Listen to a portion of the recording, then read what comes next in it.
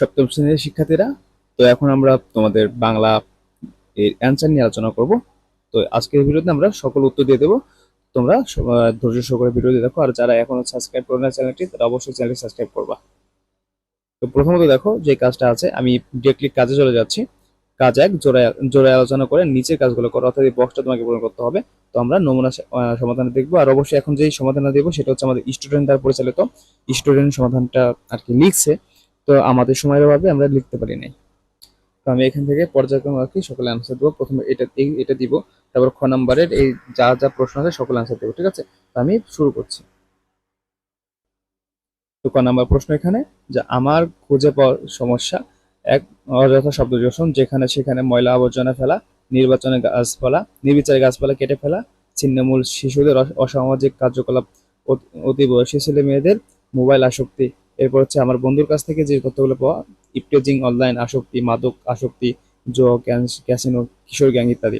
এবার খ নাম্বার যে অ্যান্সারটা আছে, আমার উপরোক্ত তালিকা থেকে এমন দুটি বিষয় যা সবার জন্য প্রয়োজনীয়, তা হলো অযথা শব্দ দূষণ, কিশোর গ্যাং।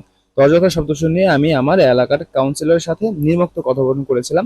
আমি প্রথমে নমস্কার দিয়েছি, নমস্কার কাউন্সিলর, বা তোমরা সালাম দিতে পারো, কাউন্সিলর সাহেব এমন কেমন আছেন? কাউন্সিলর উত্তর দিল, আমি ভালো আছি। ওকে, এরপরে দেখো, তো এখন বলছে হ্যাঁ আমি ভালো আছি, একটু কিন্তু একটু সমস্যা নিয়ে আলোচনা করি। কাউন্সিলর, হ্যাঁ বলো কি সমস্যা নিয়ে আলোচনা হচ্ছে, এসেছো? আমি, তো এখানে আমি সমস্যার কথা বললাম, এখানে কাউন্সিলর বললো, আমি বললাম হ্যাঁ খুব খুব শীঘ্রই এই বিষয় নিয়ে একটি আলোচনা সভা ডাকবো এবং নানা ধরনের পোস্ট, ব্যানার ইত্যাদি মানুষকে একেবারে সচেতন করে তুলবো। কারণ আমি, ধন্যবাদ তোমাকে, কাউন্সিলর কিছু বলতেছে, এখন আমি বললাম, তারপরে হচ্ছে আলোচনা আমি বললাম, এরপর হচ্ছে আমার বন্ধু কেমন আছিস। তো এখানে হচ্ছে আহ, এখন আমার কাউন্সিলর বলতেছে এখান থেকে, তোমাকে অসংখ্য ধন্যবাদ, সত্যি বলতে তোমার মতো নাগরিক আমাদের দেশের গর্ব।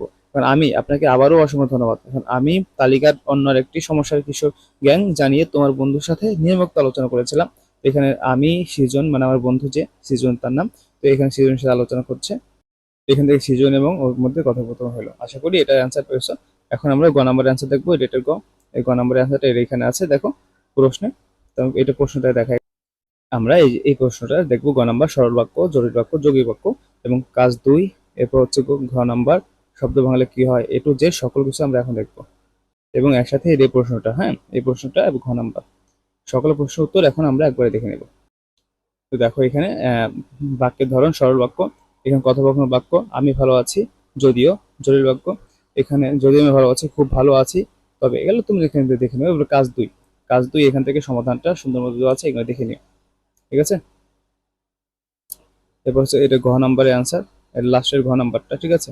এটা ঘ নাম্বারের অ্যান্সার, আর এগুলো তো তোমাদের দিয়েছি, ঠিক আছে? এটা ঘ নাম্বারের অ্যান্সার। এখন ঘ নাম্বারের অ্যান্সারটা হচ্ছে তোমাদের দরকার। ওকে, এই যে এখানে খ নাম্বার এবং গ নাম্বার অ্যান্সার দেওয়া আছে। খ নাম্বার অ্যান্সার হচ্ছে এটা, শব্দ ভাঙলে কি হবে, শব্দটি কোন উপায়ে গঠিত, এবং এখানে গ নাম্বারের অ্যান্সার দেওয়া আছে। তো আশা করি তোমরা সপ্তম শ্রেণীর বাংলা সমাধান সম্পূর্ণ পেয়ে গেছো। তো যদি ভিডিওটি ভালো লাগে অবশ্যই চ্যানেলটি সাবস্ক্রাইব করবে। ধন্যবাদ সবাই।